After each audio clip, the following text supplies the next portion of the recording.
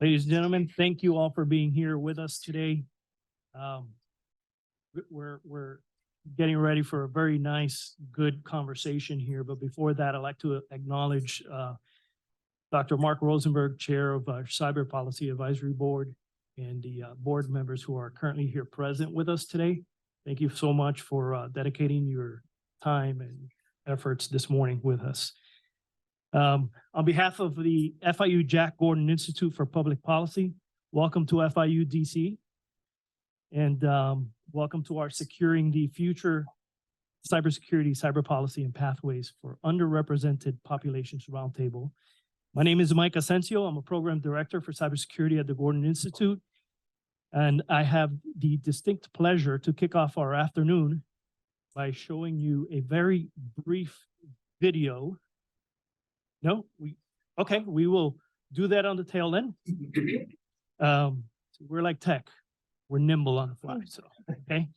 But it is also my distinct pleasure to introduce guest speaker, Mr. David Tepper, for opening remarks.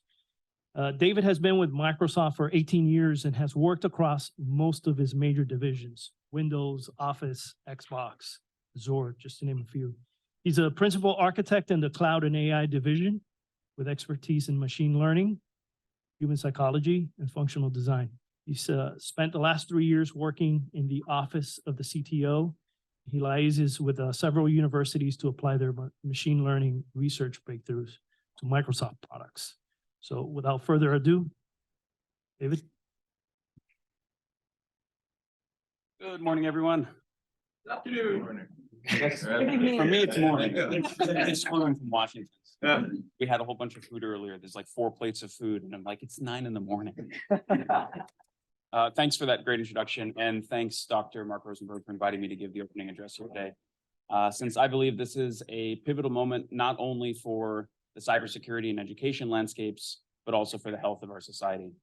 I'm specifically talking about generative artificial intelligence and its ability to mimic and manipulate and deceive the senses of its human creators and operators. The latest wave of AI innovations has fundamentally changed the meaning of cybersecurity. And to demonstrate that, I want to focus on 3 types of generative technologies that are now freely and publicly available and can be used without any prior knowledge of machine learning or computer science. The first is the generation of images and video. From a single photograph, AI can create a perfect likeness of an individual in any scene, circumstance, or setting, regardless of the context of the original image. Even basic videos are possible from a single image, with the AI automatically introducing facial expressions and natural movements to interact with the environment around them. With 15 to 20 pictures taken from different angles, which is trivially extracted from a short video recording, a unique AI model can be trained for that individual, allowing their likeness not only to be imitated, but to be generated in an infinite array of circumstances and contexts. The second technology is the generation of voice. With only a few seconds of recorded audio, AI can perfectly replicate an individual's voice saying any phrase at all, even in other languages they do not speak. So while we're here today to talk about securing systems, when mind-blowingly convincing deepfakes leveraging both video and audio are a click away even for a layman, how do I secure the concept of me? And how secure can a system be when its operator can receive a FaceTime video call from an AI impersonating their mother, asking them to do a benign favor? The technology to do this is available today. It just hasn't been deployed at scale yet. 2023 is the year when all content-based authentication breaks. And of course, the third type of generative AI is language. If you've used ChatGPT or similar technologies, you've experienced how a language model can tell stories, write poetry, emails, or code. But what experimentation is showing is that almost everything can be broken down, quantized, and treated as a language, which is why over the last few weeks, we've seen language models used to track humans in a building via their disruption of Wi-Fi signals, and even language models that can read your mind's inner monologue by monitoring the blood flow through your brain in an fMRI machine. And since code is just another form of language, automated exploitation of code vulnerabilities is now trivial. The cybersecurity discussion must now encompass more than just bots that post memes or articles or test your exposed API endpoints for known vulnerabilities. The new generation of bots can spend years building an intimate relationship with you, subtly influencing you all the while in a manner tailored to your specific predispositions, which it learns over time. They can intelligently probe your services, make decisions, discover new vectors of attack, and build and deploy novel means of exploiting them. This technology is fundamentally different from everything that came before it. A printing press cannot create its own book. Tanks can't build their ammunition. You can't build a functioning nuke in your basement. However, with techniques like low-rank adaptation and publicly available base models like Llama, you can absolutely train an immensely powerful AI in your basement. And with novel ideas like dynamic memory reflection, it can create new versions of itself that are increasingly capable. These technologies cannot be regulated out of existence. They're open source, and the code is available today freely on the internet across a rapidly growing number of repositories. And the techniques to create and improve these technologies is now public knowledge. And because of the wealth of available cloud provider options and unused GPU resources left over from the collapse of most cryptocurrencies, you can take a repository of open source code that you didn't write, and with no knowledge at all of how it works, turn it into a platform for others to use nearly for free, all in the time between breakfast and lunch. The technology for most of what I've talked about today is literally weeks old, and it's evolving so rapidly that it is clear we're at the precipice of an entirely new age of cybersecurity threats and potentially for humanity. As we think about building defenses for such technologies, we must acknowledge that skating to where the puck is going is much harder when the puck is accelerating exponentially. Crucially, this is not our first contact with AI. Our first contact with AI was social media, AI that decides what content gets put in front of our eyeballs and which sound bites we listen to. And that led to widespread political polarization, new cults, such as QAnon, flat earthers, and so on, fake news, a generation addicted to dopamine, influencer culture, epidemic depression, doom scrolling, and more. First contact with AI was curation AI. The second contact is creation AI. The definition of cybersecurity has always included social engineering attacks, but how do we think differently when it is society itself which is at risk of being engineered? In many ways, the effects of curation AI exposed how ineffectual we are at handling such threats and highlight how important it is that we take them more seriously for a second encounter. Tackling this unprecedented challenge will require a diversity of viewpoints, likely from unexpected origins, leading to truly novel actions. Now, regardless of whether you agree with everything I just said, it is likely that my words have had some intellectual or maybe even emotional impact on you. It may even guide or change some of your actions, such as the discussion that we're going to have in this room today. But the story that I've told you, the language that I'm choosing to use, these words, can you be sure they weren't written by an AI? Well, a year ago, you could be sure. But today, it's becoming increasingly clear that the future we've envisioned living in, the future we focused on safeguarding with existing cyber policies, and the future we're educating our children for is rapidly becoming the future of the past. Thank you.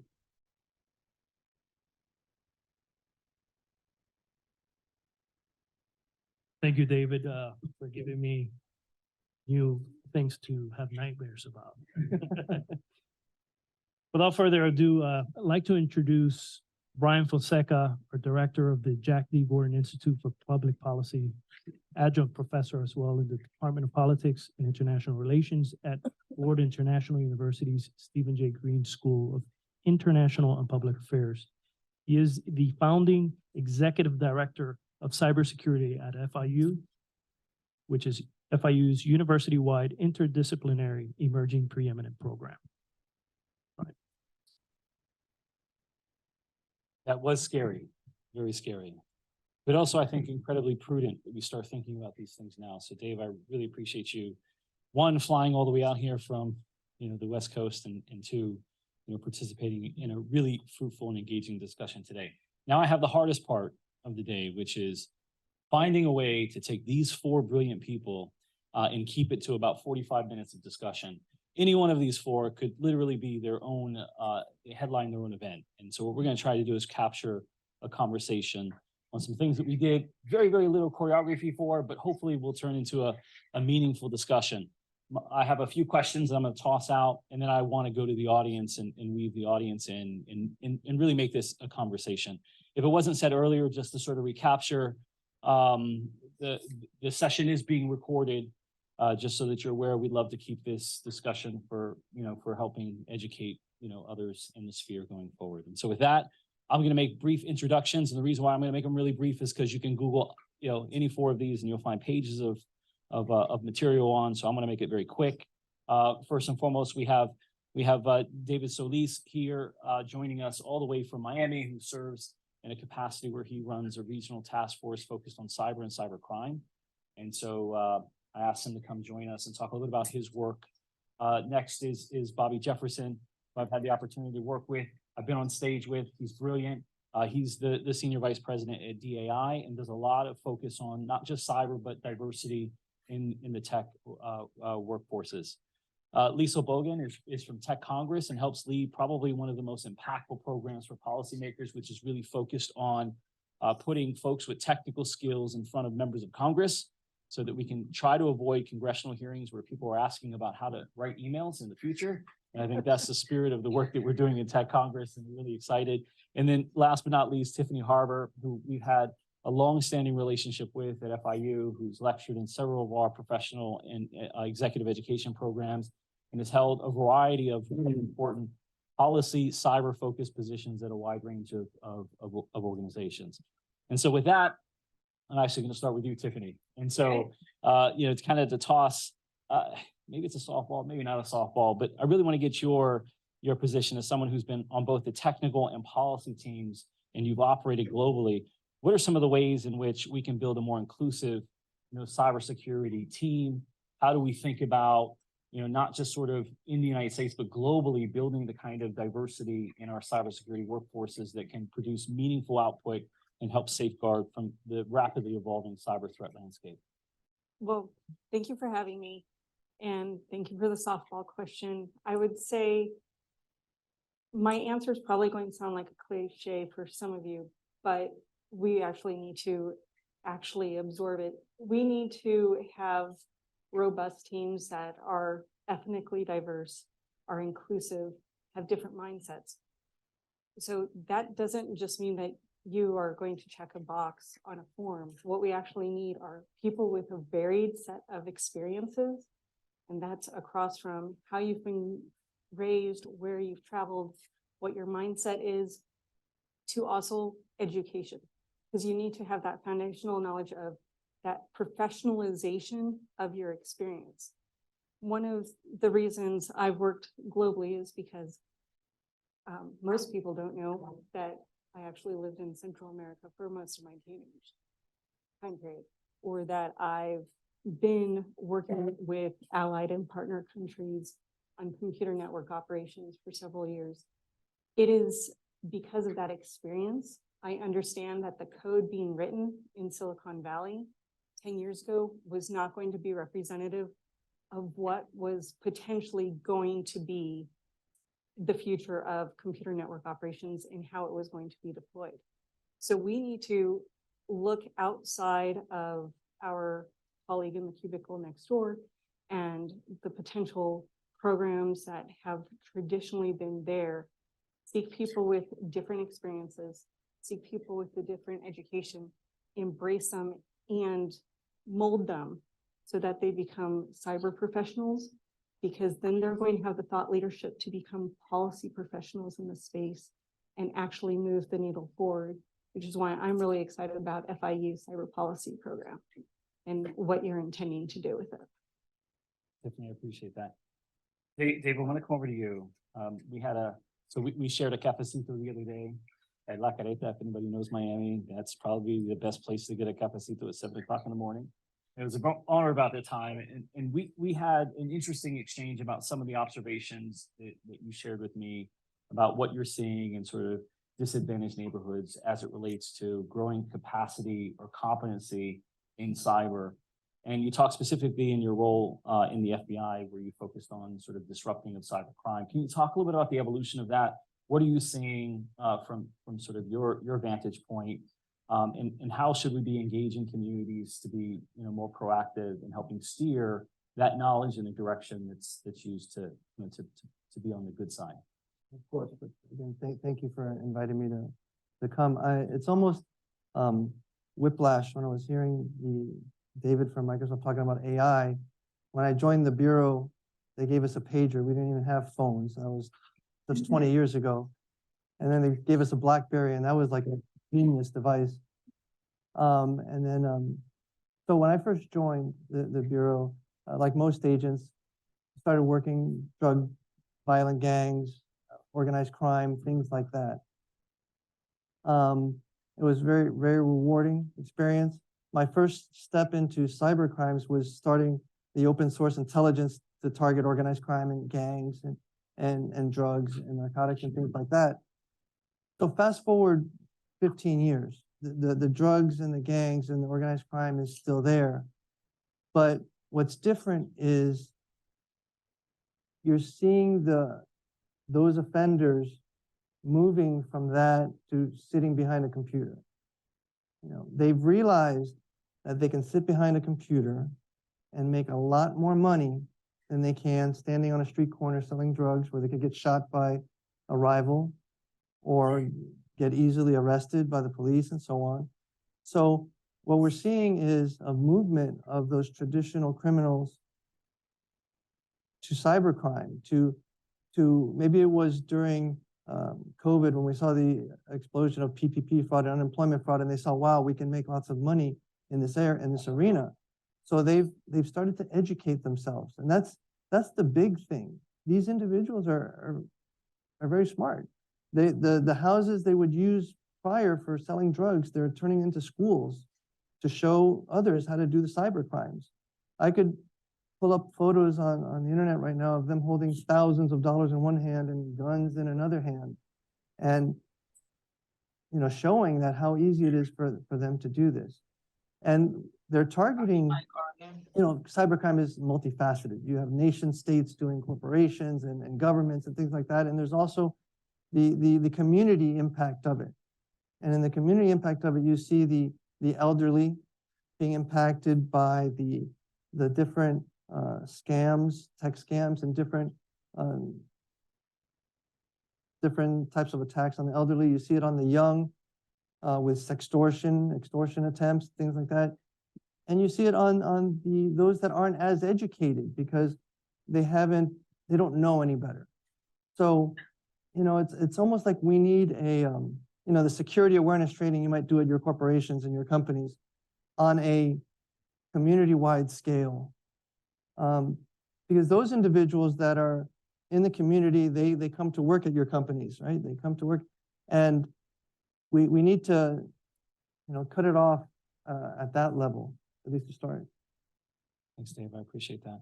And again, part of, you know, our conversation was about, you know, how we empower, you know, communities that have been disadvantaged or lack the ability to, you know, kind of embrace, you know, high-tech skills and proliferate that in those communities in ways that, again, bring them into the formal workforces in really meaningful ways. And so that's why I want to pivot to Bobby next.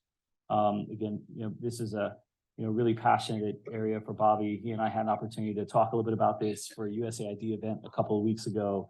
And so he was such a brilliant moderator that I said, I want to moderate a conversation with you next. And so I invited him to be out. He, you know, and sort of switch the roles around.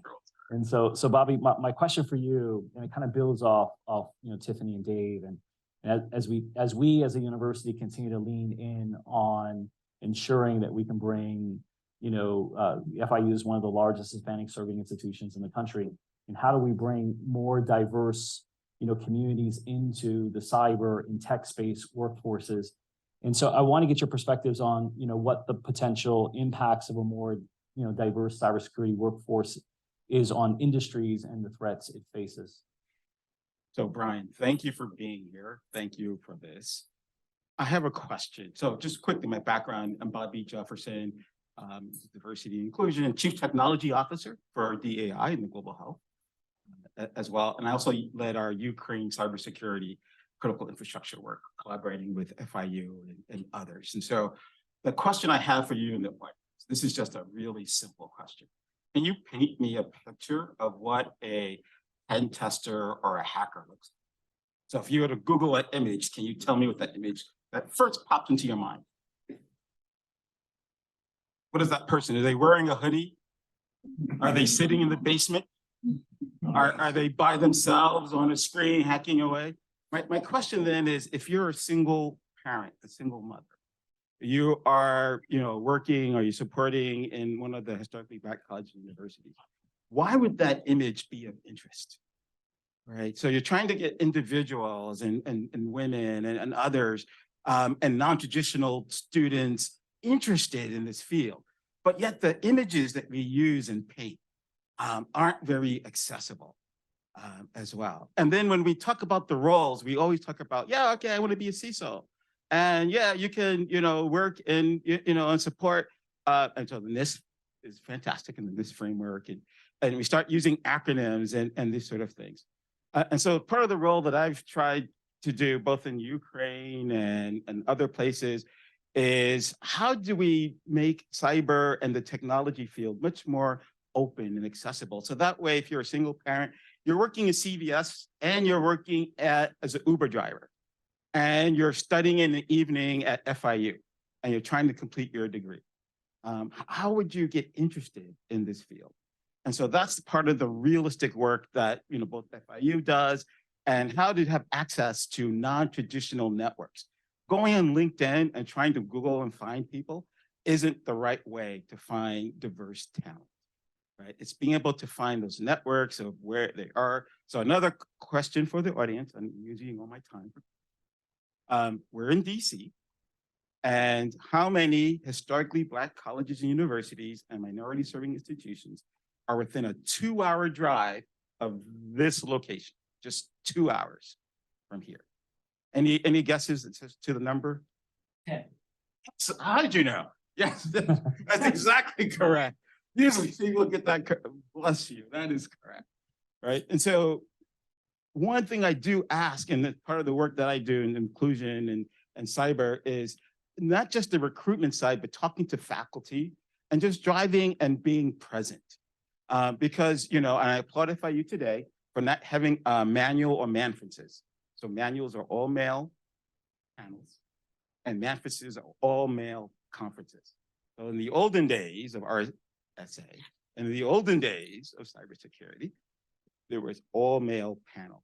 And so I think, RSA last week was 2 weeks ago, fantastic. I think the NICE conference, you already set that up, of having thought leaders. So that way we can see ourselves and move away from just the hacker in the basement. So that's just my quick remarks of trying to engage in the topic. I got a question for the audience too. Okay. No, I'm gonna save that. I'm gonna save that for next. Okay. I like the tactic. No, Lisa, I wanna come to you in your role in Tech Congress, and maybe this is just a slight pivot from where we've been in the conversation. But there's traditionally been this massive gap between policymakers and the depth on understanding sort of the technological landscape. And you play such an instrumental role in helping bridge that gap in the organization that you're affiliated with, and the sort of inspiration of tech fellows to make sure that every member of Congress has access to that knowledge. I want you to expand a little bit more on sort of the role of Tech Congress, and then if you can kind of parlay that into a discussion on sort of what role institutions like ours can play in helping in the policy innovation space relative to members of Congress or policymakers and public officials. Great, thank you. Well, thank you so much for having me. It's nice to see all of you.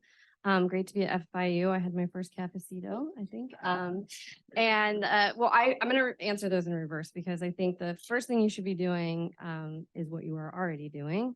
I looked at the website. I was like, well, they've done it. It's great. Congratulations. You've taken a really interdisciplinary approach to cybersecurity and national security. And I think that is critical to the future of the country, and as well as to providing the right kinds of expertise on the Hill.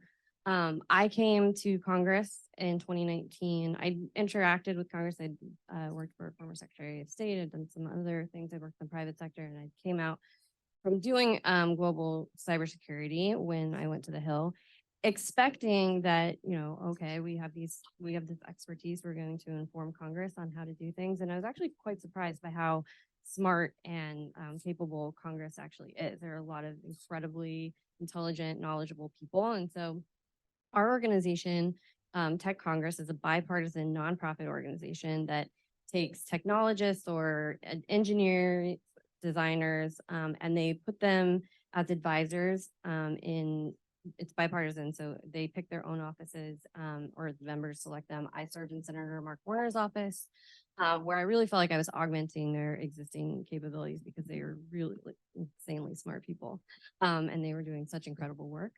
But we put them in Congress to try to help elevate the conversation, provide extra support to what they're doing until Congress decides to start investing in it themselves. And I think one of the things that our impact has been is that or if you see a lot of the oversight hearings or some of the legislation that's coming out, you'll see there's a lot more of it. The terms are a little bit more precise. And I think that's attributed to one, attention being placed on these issues and their importance in the United States, but also to the types of fellows that we have been placing on the Hill for a number of years, one of whom is an FIU alum. She couldn't be here today, but she was incredible, Jennifer Hernandez, and she came on board and worked in Congressional Digital Service on the Hill. We ran a kind of an emergency pilot in 2020 that I led after coming out of the Senate. We brought several engineers and designers to Congress because at the time, Congress was going to an all remote work environment and didn't have digital signatures, or at least wasn't utilizing them. And we were a little concerned we're going to wipe out all of Congress because interns were going office to office collecting wet signatures. So we launched this program. A bunch of people were involved. It was incredibly interesting and turned out to be very successful. The House of Representatives adopted this model, and they have a permanent Congressional Digital Service Office where Jen served and helped advise on some of the new applied technologies that Congress is starting to adopt. And that's from the institutional side. And then on the policy side, the other way that Tech Congress has been impactful is that we try to attract folks who otherwise wouldn't have a chance to come to Congress. I wouldn't have been able to go to Congress in college or as an intern. I worked multiple jobs when I was in college. I didn't know how to get to Washington, D.C. to advise a member. I was very fortunate to have a Secretary of State pull me out of a basement at Stanford, where I was doing cybersecurity and other research. And I kind of entered in sort of sideways to these places. And I think these sort of non-traditional pathways are really helpful. So building bridges between people who probably wouldn't know how to get to Congress and wouldn't have that opportunity, one, because it pays terribly, two, because, it's kind of still a networking kind of environment. Tech Congress allows students, technologists, people who are mid-career who are like, I really would love to advise members, and gives them an opportunity to come to Congress, and it lowers the risk for members of Congress to bring that kind of talent on board. And so we've seen that it provides this really interesting educational aspect for young people, mid-career adults who are interested in advising and serving, but may otherwise not have had that opportunity. Thanks, Cecil. And just a follow-up with you for a moment. So in the experience of Tech Congress, have you seen it move the needle in terms of, a better informed, Congress that's making decisions that are more reflective of where technology is going? And in that, are you seeing sort of strategies to close the gap, particularly on the workforce side and diversity, among the cyber workforce? I do. I mean, we don't talk publicly about the exact things that our fellows have worked on because it's part of the agreement that we have with the member offices, but we have seen a lot of successes, and I think you'll see a lot smarter. You'll see, if you watch some of the hearings, the questions are smarter. And there are many factors that it's not just us that contribute to this, but you have seen they're more astute. I worked on legislation where just getting people in the same room to figure out what term everyone was using, because in cybersecurity, people are using lots of different languages, which is also why I think that multidisciplinary approach that you all take is really important, because you need to have a perspective from a variety of places to better inform policy. And I see that really improving policy. You'll see in the letters, if you watch what the letter, a lot of people don't know that in addition to bills, letters go out to different agencies or companies to try to hold them accountable to what they're supposed to be doing. The letters will be more technical and more informed a little bit, but it also just provides a support for the existing talent, which there is plenty of in Congress, as they try to bridge this gap. And I think because we're bringing in folks, I'll give one example. We had a fellow who came in, and we talk about diversity from a variety of different perspectives, but one area that I think is really important is also the socioeconomic diversity. And so we had fellow who was informing policy, and she said, you know, all these certain like social welfare programs that we were evaluating, not one person in the room had ever actually had an experience with it, but she had, and so she was able to give that perspective. And I think that makes a huge difference when policymakers are trying to decide how is this policy going to be the right policy, and then how is it actually going to impact the communities we're trying to target. Thanks, Cecil. So I'm going to ask one more round of questions, and then I want to come to the audience, and engage the audience in the conversation. So I'm going to toss one question up that I'm going to ask all four of you to address. And the spirit of the question comes from the convening that we had this morning. So today, FIU launched its first cyber policy advisory board to help guide, with thought leaders to help guide sort of the direction that we take in terms of supporting research and educational programming at the university. And so many in the audience here are from that meeting. And so as you kind of reflect from your respective, positions, what should universities like ours, and not just FIU, FIU is one of, dozens of academic institutions that are really trying to make meaningful impact and producing both talent and knowledge in ways that, again, impact the cyber landscape in, of course, meaningful ways.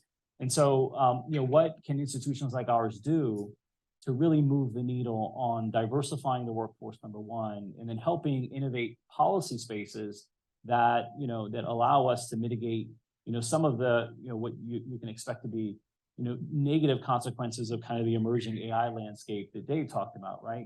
There's no doubt that AI is not going to affect all communities equally. In some communities, particularly underserved communities, may be disproportionately affected, whether it's the lack of skills in that area or just the inability to navigate some of the challenges posed by AI. And so what can institutions like ours do? And I tried to elongate that question to give you some time to think. So hopefully you thought, and Bobby, I'm going to start with you because I know that question you are prepared for. Oh, I love that question. Thank you very much. And so I also serve on 3 or 4 technology startup on the boards themselves, and have done investments in digital and cyber startups and other firms, and worked on the executive committee, the CEO compensation committee, the finance committee. And part of that work involves, and the question that I ask many of the CEOs and the startups, they're putting their advisory board and others together, what is the succession plan that they have as well? So oftentimes, I do want to ask that, that there's a great gender balance in the board itself, and just being bold and publishing the percentage of women who are appointed and serving a role on the board.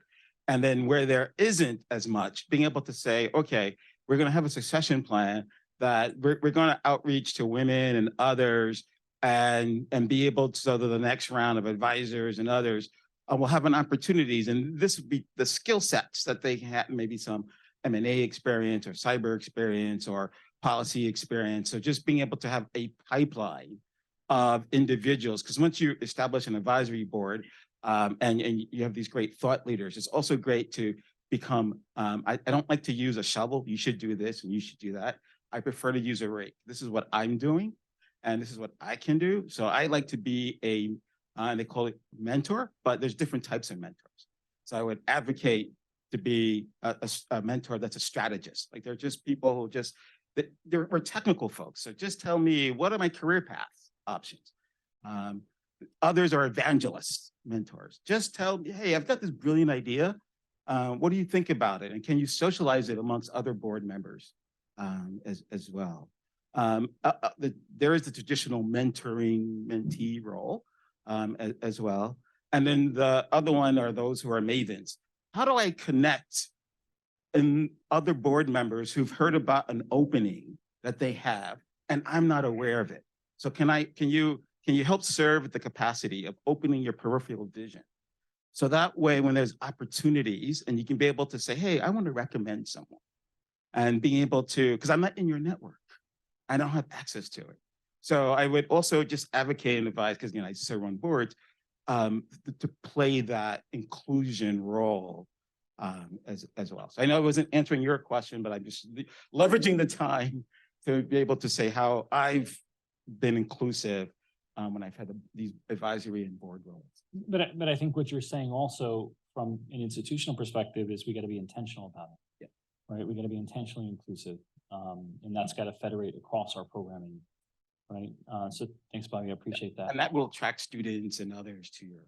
Right. Yeah, And then the momentum's going, right? And now it's scale. correct. Dave. I was thinking about it as we were talking, and what I've found in my experience is that there's a almost a fear and an intimidation with those underrepresented communities. You know, the cyber stuff. What's phishing? What's whaling? What's malware? They're scared of all this stuff, especially the elderly community. I think they want to learn. They just don't know how to learn. I go out into the community, I do presentations at schools and maybe the local police department to the an elderly group and things like that, but that's a small scale. And they're asking for it. They either have been robbed or they know someone that's been robbed, and they want to learn about those things. You know, getting it into their hands. I think FIU is in a wonderful position because you go across all the different aspects, right? You go through corporations, you go with government as well, and it's almost like it has to be all three combined. You know, presenting this to those populations. And I think once we lift that fear and present them with at least a little bit more confidence on how they can deal with those threats, I think it'll generate more interest in the cyber field. Thanks, Dave. Liesl, and then Tiffany. Well, I would say first, continue doing what you're doing with the interdisciplinary approach. I think that's really key. Secondly, send us more fellows at Tech Congress. Thirdly, I would say continue conducting really rigorous data-driven research, because I think that is really important to informing good policy decisions, and staffers and members don't have enough of it. It's really important. And then four, I would say continue to build bridges between civil society, policymakers, students, and sort of engage with some of these pipelines that are bringing diverse types of talent to Congress and to the policymaking community, because I think it really does pay off. A lot of our fellows have gone on to work in the executive branch, and they work in the White House, and they work at CISA, and they advise particularly on cybersecurity in a lot of different places. So it does, you know, engaging with these non-traditional pipelines sometimes results in a lifetime commitment to public service, which I think is really critical. So just thinking about your question and the way forward for FIU, I think the international aspect of it has traditionally been capacity building and working with international partners. Well, that same type of capacity building needs to be with the student population to drive more experiences, more education, and harness not only that experience for them, like with fellowships at Tech Congress, but also with the breadth and expanse of international students at FIU, or those with experience, background, and heritage, to actually be able to go back into communities and be the evangelists, be the policy experts, partner with people, and build that capacity from the ground up because of FIU's education and components and the way it's going to move forward, where you're going to have an entire population of policy experts and cyber skilled individuals who are going to be able to harness an entire hemisphere. Thanks, Tiffany. And you said something, and some of the other speakers said something that kind of jogged at least a thought, one of the few I have, a thought that we also need to consider, you know, further down in the pipeline in the K-12 space. So I know that's not the mandate of the university, but certainly we have partnerships with primary and secondary educational institutions, particularly secondary educational institutions, and we probably have to start earlier in the pipeline. I mean, the research, you know, tells us that career exploration grades are somewhere in that 6 through 8, where you start getting people interested in particular career fields. And so I'd be hard pressed to find many programs out there that are operating in that space on the tech. There's a lot of high school apprenticeship programs, but maybe we need to, kind of build some resiliency further down in the K-12 space so that we can then put proper pathways together that nurture that through middle school into high school and then right out into, whatever tertiary educational, component is there to facilitate transition to the workforce. And so, maybe that's another thought for us and the board as we move forward. How do we engage in a way that we get to talent much sooner in the process so that we can steer them on that path before, those types of, preconceived notions kind of kick in. And there's a culture shift that I think is on the horizon for us as a nation and as a sort of global community. So I want to go to the audience and incorporate the audience. Before I get there, I'm just honored to have Dr. Maurice McKinney here. Dr. McKinney leads a unit at ODNI, is the Office of Director of National Intelligence Cyber Threat Intelligence Integration Center. And we just started engaging, I think, in some really meaningful conversations about how, institutions in higher education can better align our workforce programs to the needs, for example, of the intelligence community. And so I just wanted to toss to you for a few thoughts on the conversation we're having, and maybe more directly, where do you think, academic institutions should go in terms of producing talent that you as part of the Intel community, and of course, private sector and others across the USG are really desperate for. I'm sorry to throw you on the spot. Oh, yeah. No, you're fine. This was awesome. In a short period of time, you covered a lot, from OpenAI to the suggestion that this may be open to everyone, and the playing field may get balanced at some point because of the open source code, and folks be able to, right in their home, do AI code and things like that, to diversity. But I could tell you, so let me just talk about ODNI real quick. So ODNI was created right after 9/11. And the main purpose of the Office of the Director of National Intelligence is to integrate intelligence information from the 17 intelligence agencies. Information sharing to prevent another 9/11. As simple as that. That is something that Congress had found out, and it's an executive order 12333 if you want to read it. So that's what we do. So in my role as the research director, I get a chance to see what everyone across the intelligence community is doing in this space. And that's why we're called Cyber Threat Intelligence Integration Center. I get to see what the FBI is doing. I get to see what universities are doing. So a while ago, probably about 10 years ago, ODNI intelligence community created something called the Intelligence Community Center of Academic Excellence, which you guys are a graduate of, which is considered a legacy school. And that is a cohort of institutions in which the intelligence community invests dollars, your dollars, my dollars, into the academic research and to develop those schools to look at tough intelligence community questions.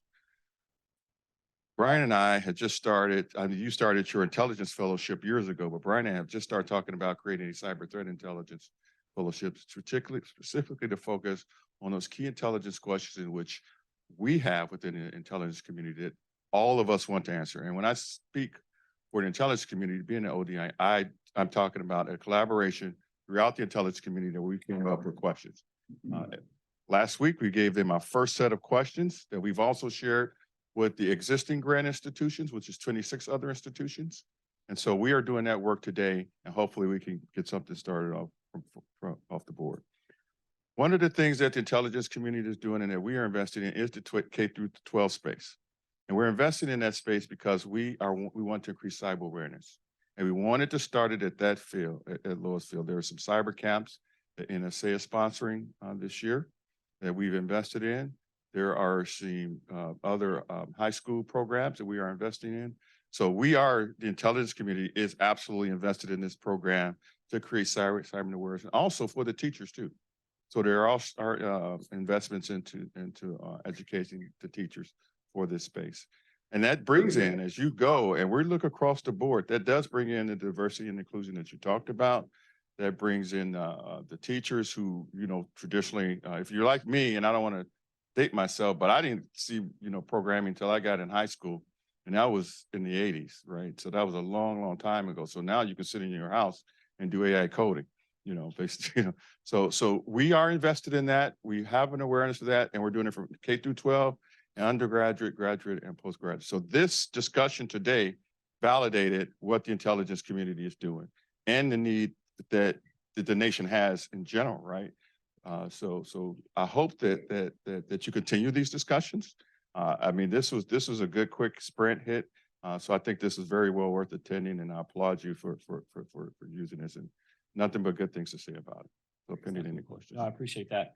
You know, one of the things that we talked about that I also think is a vital part of the conversation is sort of the interdisciplinarity of cyber. I mean, you have the benefit of on a daily basis putting on a suit as a civilian in the Office of Director of National Intelligence, focused on sort of the resource side of cyber. But you know, Dr. McKinney is also a brigadier general who gets to put on a uniform and work the ones and zeros as part of you know, another organization that I won't name unless you do. But Yeah. but that interdisciplinarity is really important, because cyber in and of itself is, you know, is sort of inclusive of not just the ones and zeros on you know, that you might learn in engineering, but health, law, business, policy, all of that. And so if you think about the workforce of the future, it's comprised of individuals that have sort of a multidisciplinary, you know, sort of menu of things they can deploy to help get at some of the really wicked problems that we're dealing with. Oh, absolutely. So a geologist, right? You would be surprised, right? We recruit geologists, right? Because we have an intelligence agency that does what? National Geo Intelligence, right? So all fields are open. Everything's on the table. Everything's on the table. So everyone is looked at. And I'll just throw this plug out that there is some openings on GS7 and 9s out there, USA Jobs.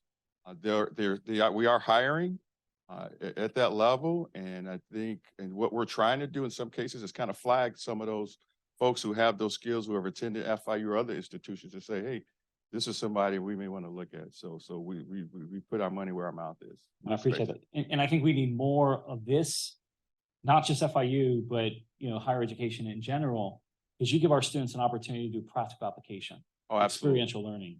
And I can't tell you how vital that is in the process. And so what Dr. McKinney, you know, said, I mean, he handed us a list of, was it 14 questions? About 14, you know, questions that he handed a dozen other schools and say, put your best talent on these questions. Absolutely. And we're going to hire the ones that come up with some really good stuff. And that puts students in these very important experiential spaces, you know, where they're kind of running through exercises that when they put on, you know, sort of the hat as a junior analyst in the seat, they're going to have to do the exact same thing. There's a great opportunity for you to give institutions like ours, you know, the shot at, you know, coming to plate, but it also gives you an opportunity to kind of kick the tires on talent and recruit the talent in that really has the kind of impact that you're looking to make in the organization. And the caveat, I do want to put an asterisk behind that hiring. It's a conditional offer of employment, because you still got to go through a top secret clearance. And I know the FBI can speak to this, that the person who's that you mentioned may be in the house doing some stuff. If they're doing that at 13 years old, that may catch him up later. So we may find out about that later. So as you talk to students and you mentor, I think somebody talked about the different levels of mentorship. You know, make sure that they have a clean record. And even something that may be as innocent as possible, and they took a digital certificate or something. If there's a digital trail, we will find it. So as you mentor students, you know, make sure that you let them know that if they're going to follow in the world that I live in, that is important to stay away from. As soon as you said that, I saw 3 people turn off their cell phones. Yeah. As soon as you said, we will find it.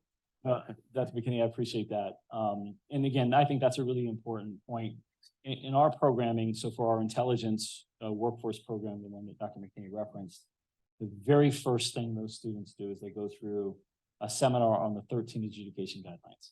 I mean, before we even get there, we say, hey, these are things you need in order to pass a clearance. Can you pass a clearance? They self-designate. Then we invite them into the program. And then once we're in the program, we say, these 13 things don't do, right? If you want a career, that's number one. Number two is the Russians and the Chinese are watching, right? I mean, so we go through this process of ensuring that we're conditioning students early so that they don't make the kind of missteps that would derail them from a career in the national security spaces. So again, the relationship that universities have with the IT, other elements of the US government, and as well as private sector, I think that's part of the mapping that we do, cross organization to ensure that what we're doing aligns with what the needs are of the workforce. And so with that, I want to come to the audience. And, unfortunately, because I sit in a classroom, I do have a tendency to pick on people randomly. And so unless someone starts talking, I'm going to pick on the person that looks away. Right, that's the tactic. Anybody, any takers? All right, I knew Gary would step forward. All right, Gary. So what you're proposing or what you're trying to do from a cybersecurity point of view, we did early on, beginning in 2009, with the logistics industry and engineering of the logistics. We created high school specific to trade and logistics within Miami-Dade County. This is the Miami-Dade County solution, right? Those high schools fed Miami-Dade College, where we created a school of global business in trade and logistics. The culmination of which is now a Master's of Science in Logistics Engineering at FIU.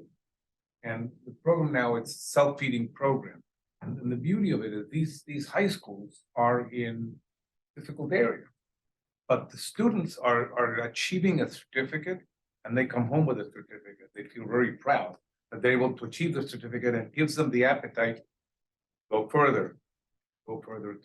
Some of my employees at Interport actually go to Miami-Dade College and end up at the master's program.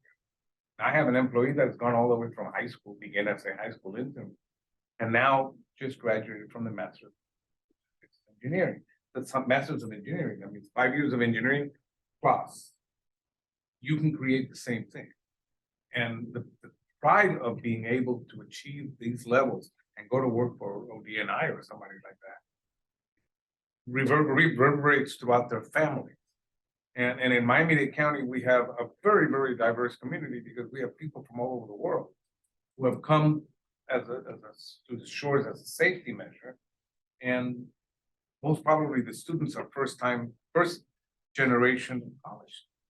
And if they're able to now get a degree or get a certificate, go work for ODNI and really reach these levels, you've changed our life. You changed the whole family's life.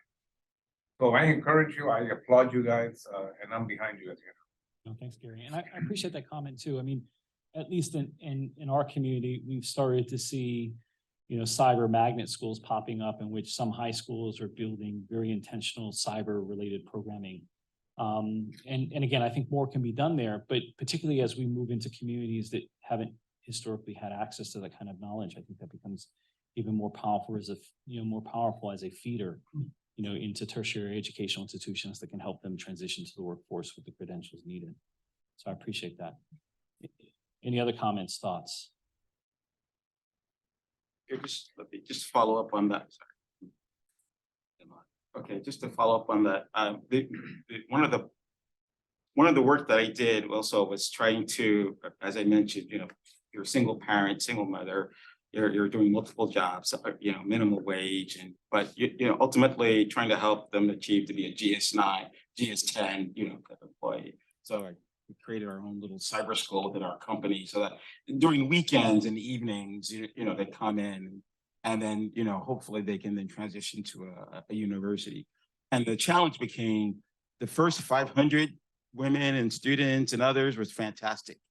The 501st one was very expensive. And so I applaud the efforts when there's cohorts and being able to have peers and cohorts in the community, because that what helps when you have people who are just that next graduating class and being able to have access to them, and they become peers. And that conversation and that networking that happens within the community is where a lot of that stickiness happens around here. There's an opportunity I didn't consider before, and it could be in the cyber field, it could be in logistics field, but it could be in a field that keeps someone from making a decision left versus right. And that's important, especially at the STEM and the high school and STEM level, of just being able to see people that they know, they're And so I'm always about, like in our organization, we have 5 generations of workers, from Gen Z to all the way to the silent generation. And so I'm always trying to reach out. How do I reach out to the next generation, the Gen A, and others that they become interested and participate in both cyber and this work. So I really like that approach of having cohorts and feeder opportunities. And one of the things we've done is like when we hold conferences, like these conferences, the expensive conferences where you pay, I don't know how much NICE is, but $500 a ticket. What we also do is we invite high school students at no cost to come late afternoon, and they pick up all the swag because we don't want to carry all the swag back and all the pens and those sort of things. But it gives them that opportunity for exposure. So we invited, for example, like the DC schools to come in, like when the last day of the conference or 2 days, and they talk to the vendor. But it's just that exposure early on as well. So That's a great point. Thanks, Bobby. We have a comment here, Yuda? Okay, question, and then Gary? Yeah, I just want to answer and then you look at. Okay, Gary, you go with the intervention, and then Yuda. So you understand where I'm coming from. I used to be chairman until about 2 years ago, Miami's Economic Development Organization.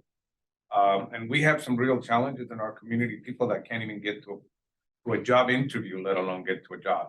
We created an organization called Miami Community Ventures that does the wraparound services for those individuals, single parents, children who can't get to school because they don't have transportation. We created those wraparound services to help create that appetite for learning and doing things right. So, you know, my comments are not just loose comments. We've been actually walking the walk because Miami has a really, really diverse community, and we have a great degree of poverty. It's unknown. Everybody looks at the beaches and the gleaming skyscrapers, but we have a very large poor population with many different languages and some no complete language. So that, you know, we had to get engaged, and we did FIU engagement. Mark was there from day one. All of us engaged in trying to bring the most needy in the community to the most success. Gary's been one of Miami's most prolific ambassadors for Miami. I appreciate that, Gary. Yuda, you had a comment. For David Pepper. Okay, you know, David said he'll take questions. He charges, but he's not. I'm curious about your views. Sorry, I want to be able to hear your question. Is about your views on all these fake persona voices, etc., but also the news that are popping up that people are becoming immortal. I think somebody from Star Trek already downloaded his brain, etc. What's happening in terms of protecting public from all these developments? Keep it close to the mic. Oh, Yeah, Thank you. so I'm not sure that one. For the camera.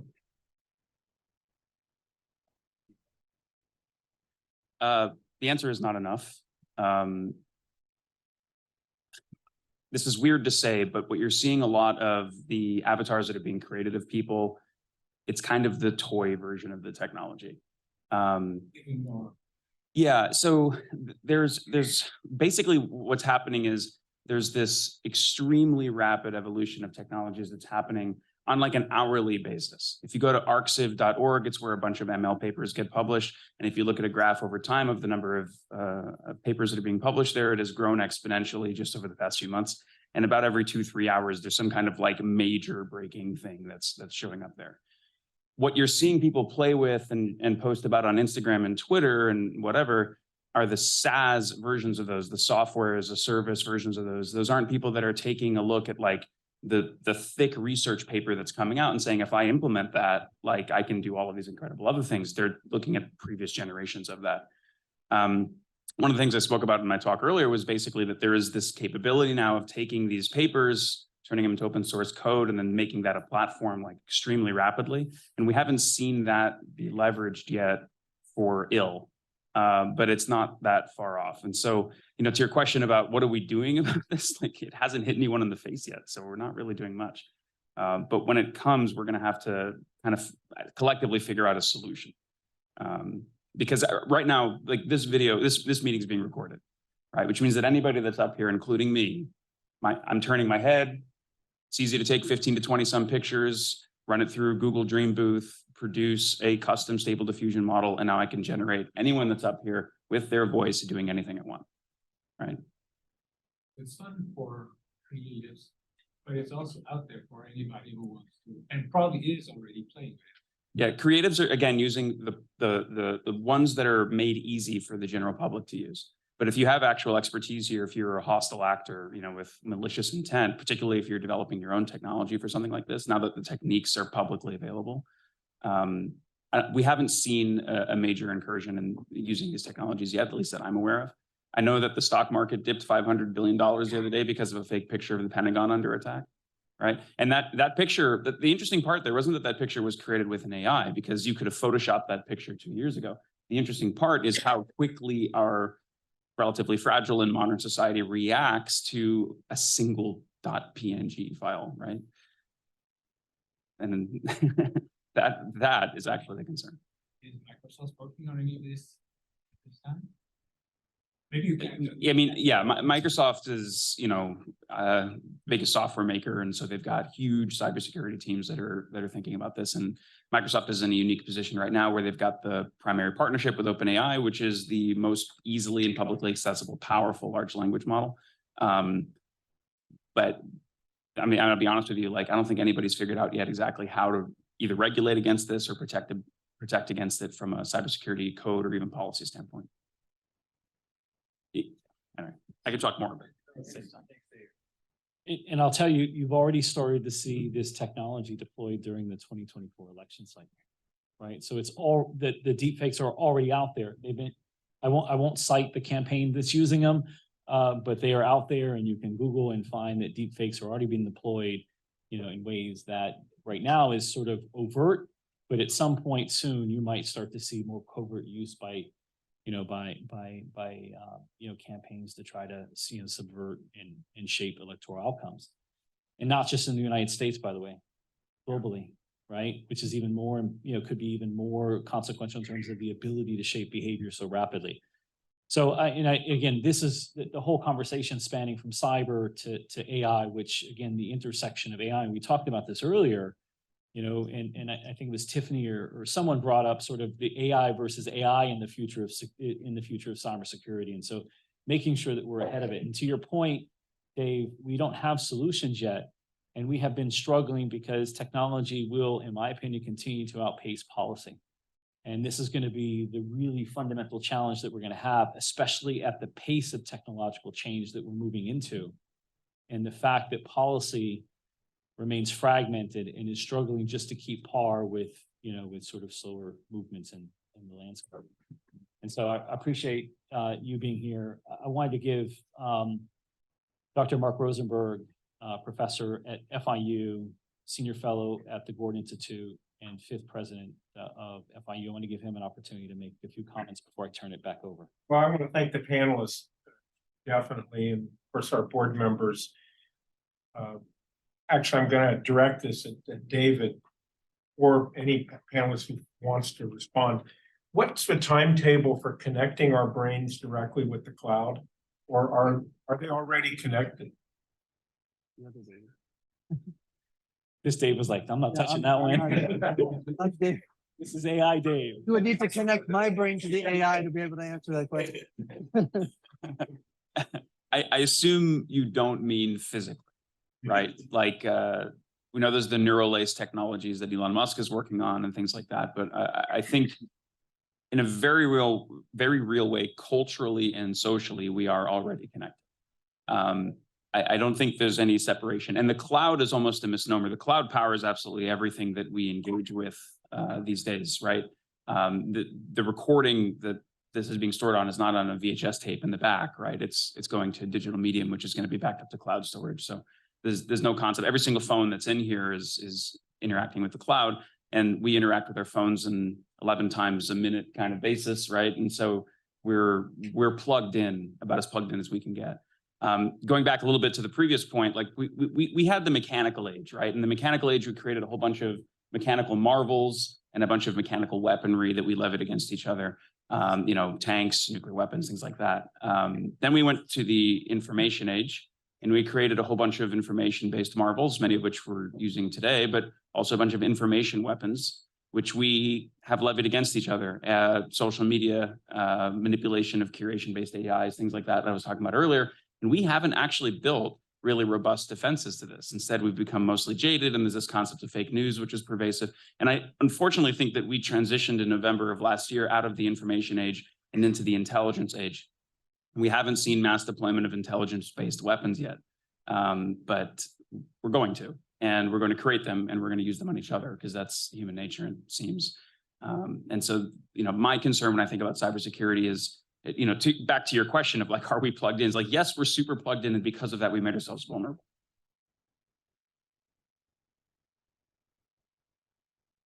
So if you don't sleep yet, good luck. I don't think you're gonna sleep very long after that. No. Please join me in a round of applause for Dave. I'd like to turn the mic over to our host. Show a quick video. I'm gonna turn the mic over to our host, who I went to high school with. I won't say how long ago. He is actually my age. I know he looks much younger, but I'm gonna turn it over to Carlos Becerra. I was taller than. You were slightly. Well, thank you. I'm just here to really, the last stop between you and another shot of Cuban Cafecito. Thank the panel once again. Liesl, I am Jennifer Hernandez's #1 fan. And in that vein, I want to thank Tech Congress, because such a great, important initiative, getting a lot of FIU students, but folks from all over the country,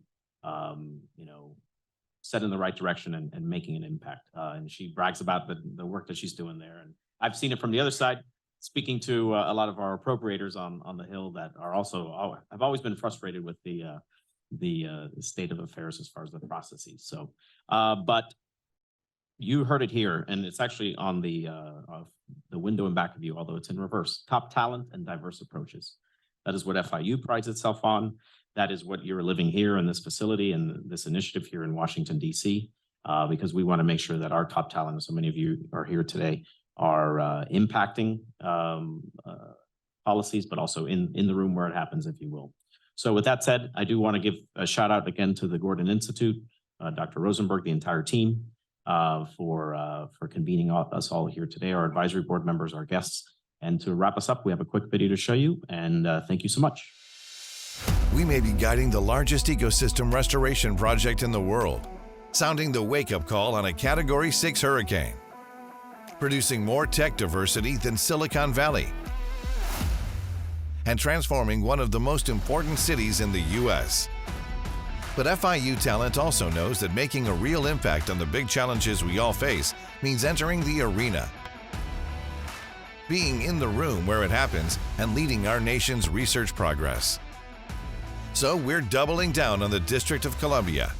We're here to provide diverse approaches to our federal research partners and in the halls of Congress, to convene our research collaborators from across the U.S. while creating engaging academic experiences for our students and bringing the magic of Miami to the nation's capital.